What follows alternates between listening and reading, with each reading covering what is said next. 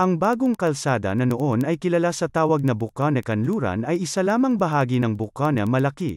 Isa itong magubat na lugar na maraming punong kahoy at mga halaman sa pagitan ng dagat at ilog na kinikitaan at kinalalagyan ng maraming alimango, hipon, at isda na siyang mahuhuli sa pang-araw-araw na ikinabubuhay ng mga iilan lamang. Bangka ang siyang gamit na sasakyan ng mga panahong ito at sa paglipas pa ng mga panahon, ayon sa mga matatanda ang bagong kalsada ay pinamumunuan ng isang nagngangalang Ginoong Ingkong Hilaro Encarnacion, na kung siya'y tawagin din bilang Teniente del Barrio. Sa ilalim ng kanyang pamumuno ay puno ng saya, sigla, katahimikan at pagkakaisa ayon sa mga residente sa lugar. Sa panahon ng mahalal ang punong bayan Ginoong Macario B. Peña, ang bayan ng Naik ay nagkaroon ng paghahati sa dalawang barangay, Barangay Bagong Kalsada at Bukana Malaki.